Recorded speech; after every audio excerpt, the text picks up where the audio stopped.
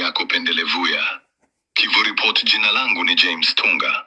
Tunakuletea habari kuhusu vita vinavyoendelea mashariki mwa Jamhuri ya Kidemokrasia ya Kongo. Matukio na mambo yote inaendelea Kivu, nafasi zingine Afrika. Tunazidi kuwaomba sapoti yenu kuendelea kujiunga nasi ili kupata habari za kila siku na zenye ukweli. Msafara mzima wa magari ya RDF ukipita hapa Mugunga Kimashini, tena ukielekea Goma, unajiuliza tu, hawa wanarudi kwao Rwanda au ndio wanabadilishwa na wengine wapya? Maana Rais Kagame alishasema waziwazi kwamba hatawaondoa wanajeshi wake mashariki mwa Kongo. Sasa hii inamaanisha nini hasa? Labda ni mbinu tu kutufanya tuamini wanarudi, kumbe wanakuja wengine. Si unajua siasa, kila kitu kinawezekana.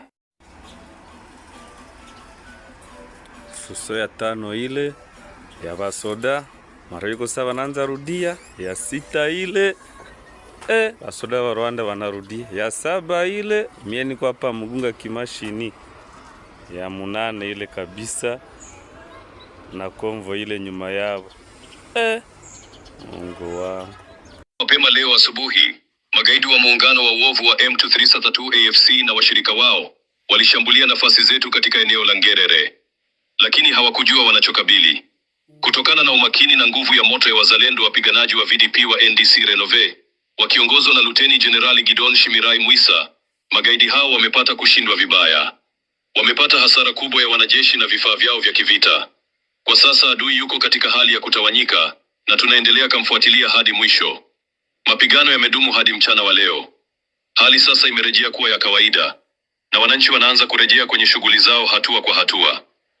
Tunalihimiza wananchi kuendelea kuwa waangalifu na kuendelea kuwa na imani kwa wazalendo, wapiganaji wa VDP na FARDC, AFP, Umoja wa Mataifa au serikali ya Rwanda, kwamba leo Jumamosi tarehe 19 Julai 2026 askari wa Rwanda wameanza kuondoka kwa msafara mkubwa wa magari na kurejea Rwanda. Badala yake, taarifa rasmi zinazopatikana zinaonyesha kuwa juhudi za kidiplomasia na utekelezaji wa makubaliano ya amani kati ya Rwanda na Jamhuri ya Kidemokrasia ya Kongo, DRC, bado zinaendelea. Reuters. Habari muhimu za leo ni kwamba Umoja wa Mataifa umeendelea kuweka vikwazo dhidi ya viongozi wa makundi yenye silaha yanayohusika katika mzozo wa mashariki mwa DRC, ikiwemo AFC/M23 na FDLR, katika juhudi za kupunguza mapigano. Reuters. Serikali za Rwanda na DRC zinaendelea kutekeleza makubaliano ya amani yaliyofikiwa kwa upatanishi wa Marekani, huku kukiwa na mazungumzo yanayoendelea kuhusu usalama, kurejesha wakimbizi na kupunguza mvutano mpakani. Reuters. Ripoti mbalimbali zinaeleza kuwa suala la kuondolewa kwa vikosi na hatua za usalama bado ni sehemu ya Serikali ya Jamhuri ya Kidemokrasia ya Kongo imesema kuwa mazungumzo jumuishi yaliyotajwa yanaendana na mantiki ya uwajibikaji wa kitaifa na mshikamano wa kizalendo mbele ya uvamizi ambao nchi hiyo inasema ni mwathirika wake.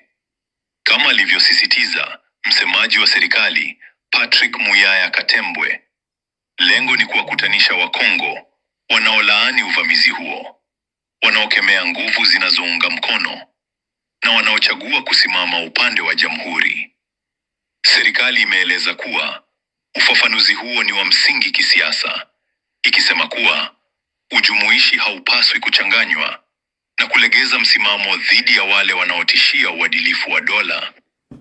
Aidha, imefafanua kuwa mazungumzo hayo yanapaswa kuwakutanisha nguvu za kizalendo, za kijamhuri na zenye uwajibikaji, ambazo zinaweka maslahi ya juu ya taifa mbele ya maslahi ya kisiasa, zinakataa ushirikiano wowote na uvamizi, na zinajitolea bila shaka kutetea mamlaka ya kitaifa.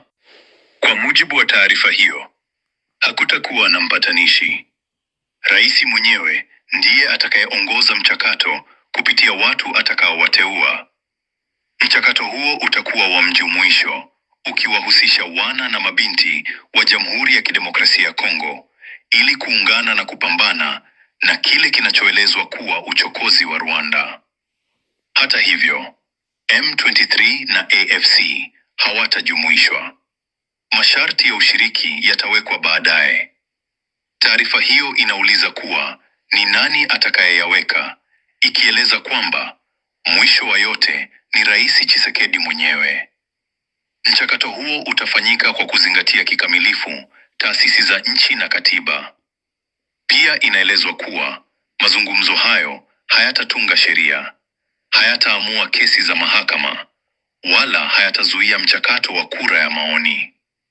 Taarifa hiyo inahitimisha kwa kusema kwamba upinzani umebakiza chaguzi mbili pekee: kususia mchakato na kumwachia Rais Tshisekedi njia ya kuendelea na mpango wake, au kushiriki katika mchakato huo, kukubaliana na mfumo wa Rais Tshisekedi na kuandamana naye katika utekelezaji wake.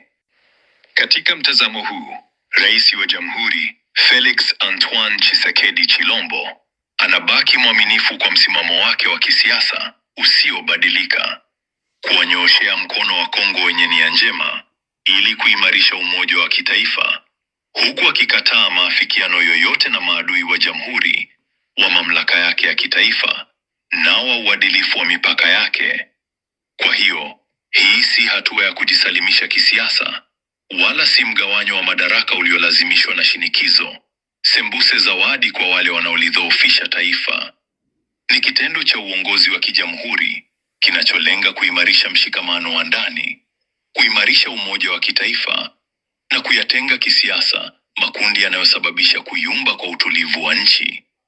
Mazungumzo haya yanawalenga Wakongo wanaoshikamana na amani, katiba, uhalali wa taasisi za jamhuri na utetezi wa taifa. Kwa upande mwingine, wale wanaounga mkono uchokozi, wanaohalalisha vurugu au wanaotafuta kuyumbisha taasisi za jamhuri, hawawezi kutumia hoja ya ujumuishi ili kupata uhalali wa kisiasa kwa matendo ya Rwanda. RDF wengi walionekana usiku wa kuamkia leo tarehe 18 Julai mwaka 2026 wakielekea mpakani na kuvuka kuingia Rwanda kwa miguu. Huko Kongo, wengi bado wanajiuliza nini kinaendelea. Movement wa RDF imekuwa ikifanyika wiki hii yote, huku kukionekana askari wengi wakiingia na kutoka Kongo kuelekea Rwanda kupitia Kivu Kusini na Kivu Kaskazini. Wazalendo wanaendelea kupigana na kuwasambaratisha vibaya RDF na vikundi vyote vya waasi.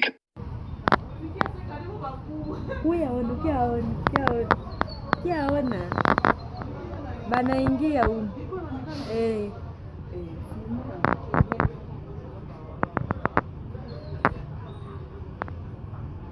M23 naenda dashili. Unaona kama M23 narudia. Mungu tu atukumbuki.